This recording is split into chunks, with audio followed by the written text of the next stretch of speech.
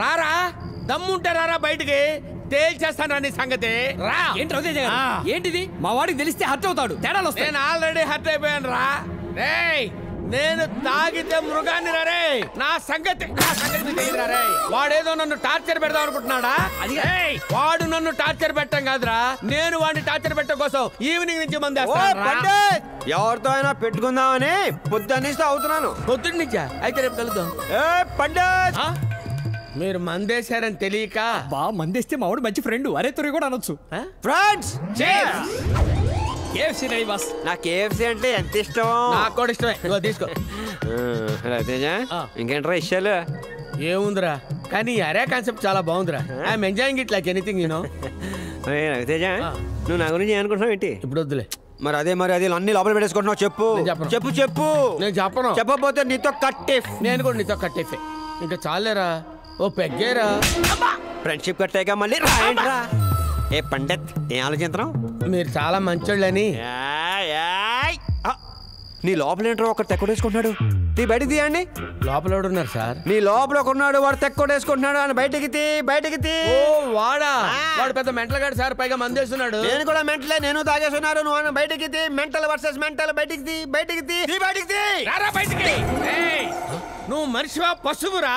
నీ వంకర పళ్ళుకి తింగర బతుక్కి కంఫర్ట్స్ కావాలరా? కంఫర్ట్స్ ఏంట్రా నీ కంఫర్ట్స్?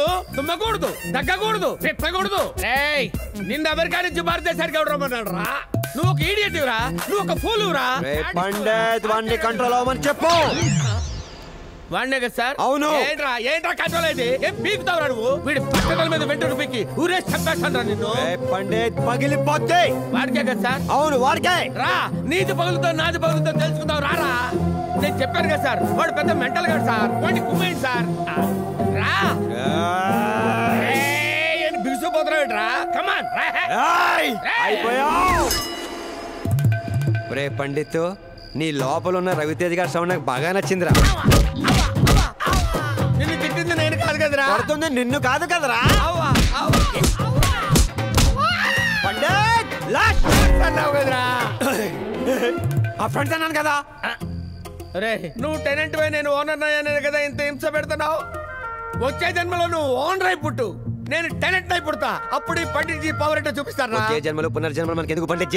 ఈ జన్మలో అవుతాను. ఏం పీక్కుంటారో చెప్పండి. ఛాలెంజా? Double challenge. ఒక రోజు ఓనర్ అవుతావా? అనుకోవటం ఏంటి? ఫీలింగ్ రావాలి. ఫీలింగ్ రావాలా?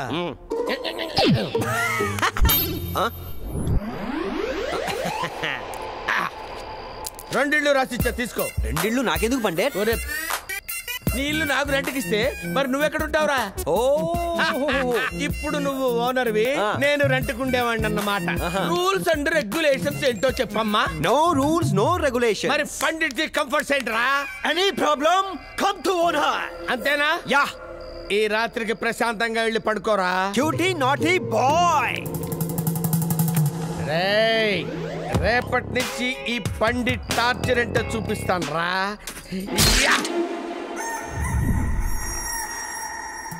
నేను ఇంట్లో రెంట్కుంటున్నాను. No rules and no regulation.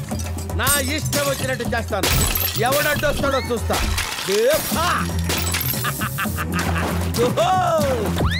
No rules and regulation. Water ఎదురా. అరే Robin Hood. Good morning. Morning. Very cute photograph. ఏంటి ఫోటో పెట్టి సిల్పేడు? అరే రాబిన్ హుడ్ సిగరెట్ తాగుతూ కులుకుతున్నావేంట్రా? ఏంటి పండిత్ ఏంటి ఆవేశం? నీళ్లు రావటం లేదా? నా కంఫర్ట్ తప్పిని.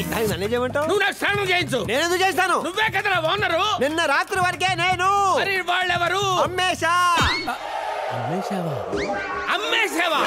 అక్కడ గృహ ప్రవేశం కూడా అయిపోతుంది. వెళ్ళు చూసుకో. వామ్మో ఇదేనండి మీరు కొన్న కొత్త ఇల్లు? ఎవరా మీరు? ఇది నా ఇల్లురా. మరి నేనేమిరా? నువ్వెవడో నాకేట ఇది నా ఇల్లు అని చెప్తుంటే ఏం రా దబాయిస్తున్నావు? రాత్రి కొని పొద్దుగా రిజిస్ట్రేషన్ చేసుకున్నా. ఇది నా ఇల్లు, నువ్వు రిజిస్ట్రేషన్ చేసుకోవడం ఏంటి? చెప్తే అర్థం కావడం. నీ సంగతి తెలుస్తాను రా. ఏంట్రా ఇది? ఇల్లు కొని గృహ ప్రవేశానికి వచ్చాం. ఇల్లు కూడా అమ్మేశాడా? ఎవడో ఇల్లు నాదిరా. Shift hotel. Robin hood.